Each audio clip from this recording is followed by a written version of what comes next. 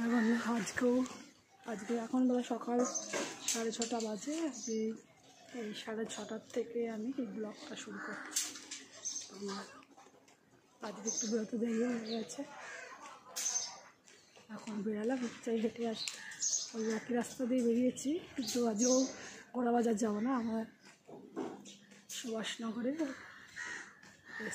মাছ বাজার থেকে বেরিয়েছি। এবার আজকে যাবো হচ্ছে তোমার আদ্দামার গলির ভেতর দিয়ে যাবো। আদ্দামার গলির রাস্তাটাই হচ্ছে আদ্দামার বাড়ি আছে, এই বাড়িটা আদ্দামার বাড়ি মন্দির, এটা কালী ঠাকুরের মন্দির বাড়িতে, কিন্তু ওই মন্দিরটার নামেই রাস্তাটার নাম হয়েছে। ওইখান দিয়ে আজকে যাবো, ওই রাস্তা দিয়ে ঘুরে আজকে অল্প একটু ঘুরে ঘন্টাখানিকের মতন হেঁটে ঢুকে যাবো বাড়িতে। আজকেও সেই এই একই রাস্তা, কালকেও এখান দিয়েই গেছি। চলো বেরিয়ে পড়ি, আচ্ছা তো হেঁটে আসি।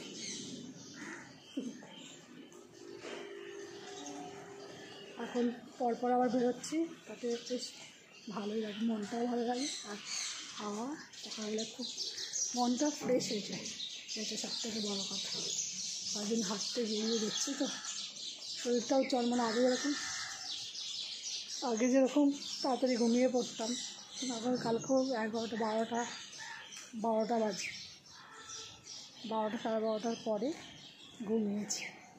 এদিকে সকালবেলা আবার তত তাড়াতাড়ি উঠছি, কিন্তু কোনো টায়ার্ডনেস নেই, বেশ ফ্রেশ থাকে।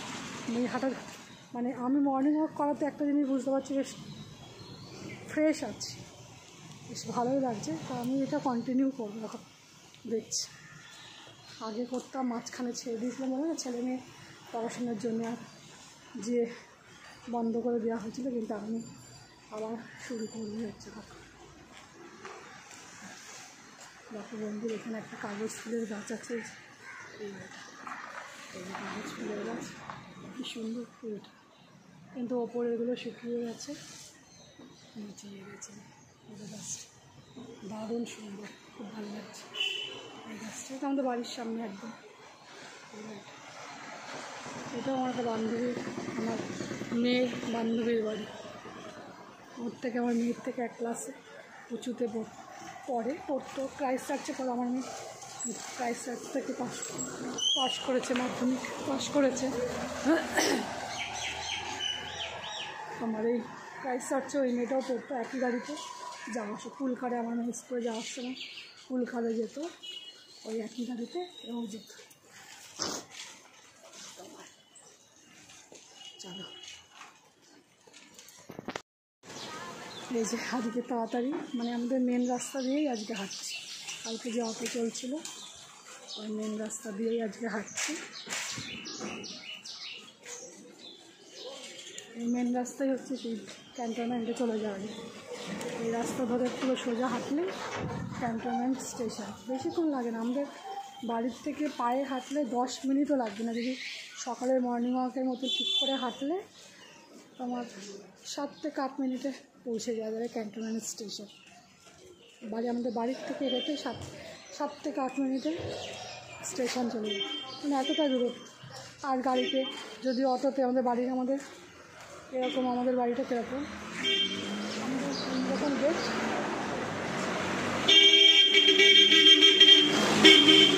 যেরকম গেট, এই রাস্তার উপরেই আমাদের বাড়ি, এই রাস্তার উপরেই আমাদের বাড়ি। এই গলির মতো এই রাস্তায় যাবো না, এটা হচ্ছে এই রাস্তায় গেলে হচ্ছে ক্যান্টনমেন্ট স্টেশন, কিন্তু যাবো না। এদিকে আমরা এই গলির মধ্যে ঢুকে গেলাম। এখান থেকে শুরু হচ্ছে আদ্দামার গলি, বললাম না আদ্দামার মন্দির, এই মন্দিরটার নামে এই রাস্তাটার নাম হয়েছে আদ্দামার গলি। আদ্দামার গলির রাস্তা দিয়ে হাঁটবো, এটাই পাশ দিয়ে গিয়ে আবার মেন রাস্তায় উঠে এটা বাড়ি চলে আসবো। আজকে তাড়াতাড়ি বেশি হাঁটবো না, দিয়ে বেরোতে দেরি হয়ে গেছে। 6টার থেকে বেরোবো করছি, দেরি হয়ে গেল। চলো এই মন্দিরটাও যাবো। এখানে প্রত্যেকটা বাড়িতে সুন্দর সুন্দর গাছ, জবা ফুলের গাছ। এই জবা ফুলের গাছটা তো ভর্তি ফুল, জবা ফুলের গাছটাতে।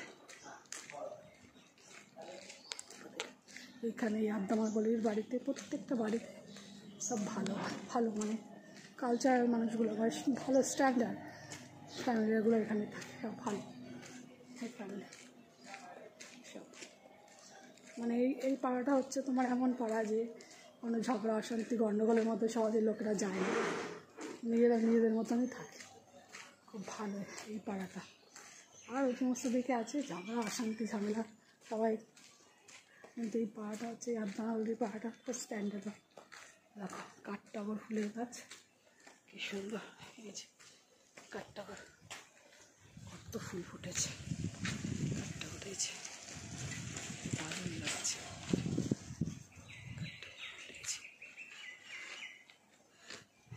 দেখুন দামটা উপরের দিকে আমি দেখি একসময় এবার এখানে কাকিমার কাছ থেকে ডাল কেটে নিয়ে যাবো ছাদে লাগানোর জন্য।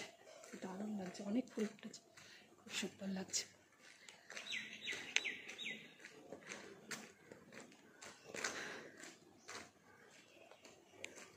আর হাঁটতে হাঁটতে চলো মন্দিরটা দেখো, যে বইটা আদ্দামাগলির যে রাস্তাটা, যে মন্দিরটা হচ্ছে সামনে, মন্দিরটা খুব জাগ্রত।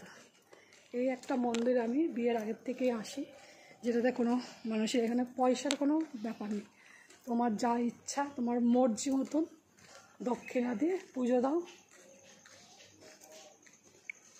খুব সুন্দর, না কোনো চাহিদা না কিছু। কোনো ওই মানুষের বাড়ি এখানে গেলে এই টুকটাক ফুকটাক করে এই সমস্ত এখানে নেই। মন্দির চলুন দেখিয়ে নিয়ে আসি মন্দিরটা, আদ্দামায়ের মন্দির। এই যে লেখা আছে আদ্দামায়ের বাড়ি।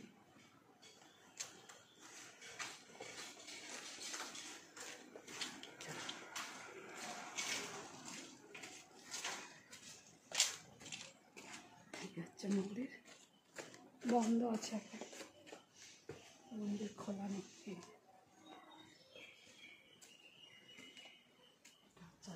মন্দির এটা এখন বন্ধ রয়েছে, খুললে যখন একদিন খোলা থাকবে খোলার সময় একদিন এসে দেখিয়ে নিয়ে যাবো, এখন বন্ধ আছে। চলো বেরিয়ে যাই। মন্দির একটু পরে মন্দির খুললে সব পুজো দিতে আসে। শনিবার আর মঙ্গলবার খুব ভিড় হয়, প্রত্যেকে শনি মঙ্গল ওখানে করে এখানে সব পুজো দিতে আছে। আর খুব জাগ্রত এই আদ্দামায়ের মন্দির, এখানে যে যা মানসিক করে ওদের তো মানে ফলেই ফলে। আমি তো এখানে খুব মানে ছেলে মেয়ের পড়াশোনার জন্য এখন আর শনি মঙ্গলবারকে আসতে পারি না, আগে বিয়ের আগে খুব আসতাম। আর তোমার খুব আমার তো মানে এখানে পুজোর ঠাকুরের মালা দেয়, মালা তুমি মালা রেখে তোমার মনস্কামনা ঠাকুরকে নমস্কার করে, আর আদ্যা দিদা যে দিদাই মানে মন্দিরের যে দিদা সেই পুজো করতো। এখন বিগত দিনে হয়েছে দিদা মরে যাওয়ার পরে এখন তোমার ইয়েরা পুরোহিত পুজো করে, এখন তো আর দিদা বেঁচে নেই। তোমার ওই আদ্দামায়ের মন্দিরের নামকরণেই এই পুরো রাস্তাটার নাম হচ্ছে আদ্দামার গলি।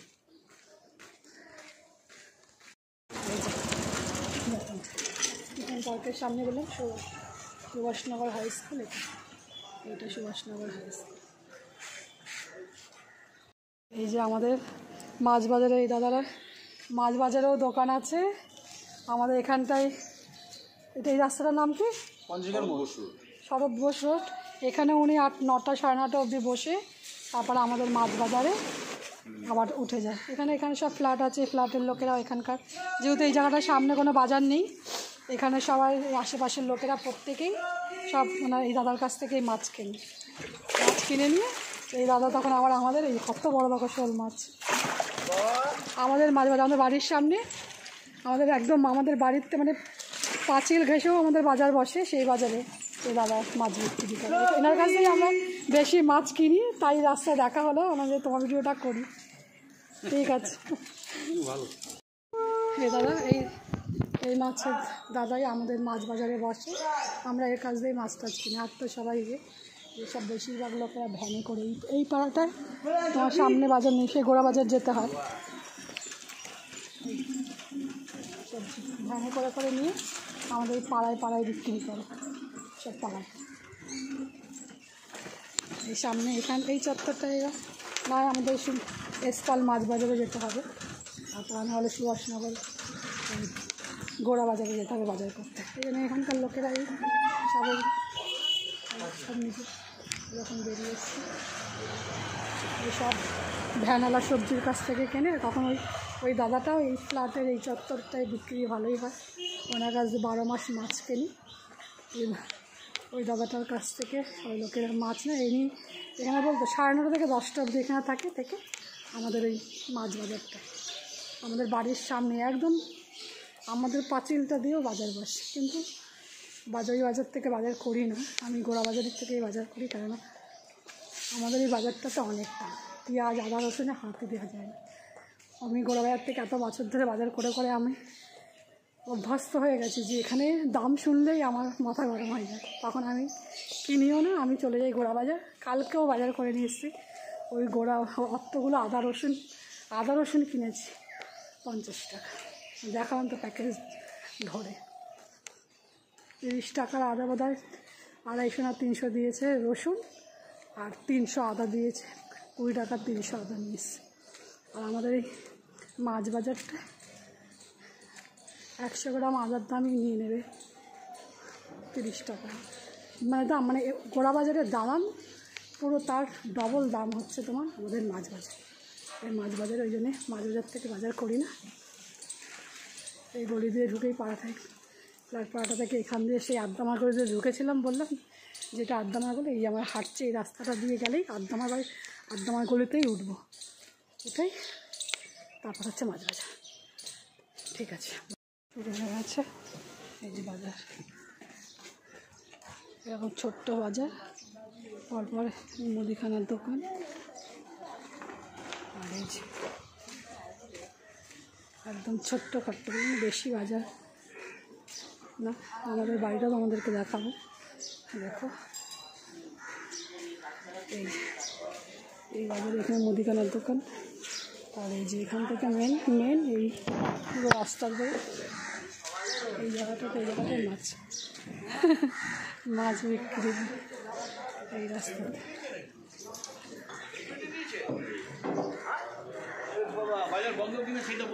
হ্যাঁ, বাজার তো বসেই নি এখনও ঠিক করে। এটাই হচ্ছে মাছ বাজার। এই গোলাপি রঙের বাড়িটা হচ্ছে আমাদের বাড়ি, এই গোলাপি বাড়িটা। পুরো ঘেমে গেছে দেখ, মর্নিং ওয়াক করে হেঁটে চলে এসেছি বন্ধুরা। আমাদের আজকে এই এখন গাছে জল দিয়ে নেবো, এই ব্লগটা এখানেই শেষ করবো। আমার গাছে জল দিয়ে আসবো, বেল ফুল করছে কতগুলো, জবা ফুল, এই যে 3-4টে বেল ফুল ফুটেছে, 4টে না 5টা, এই একটা জবা ফুল প্রতিটা গাছেই রয়েছে। চলো বন্ধু, টাটা, আবার দেখা।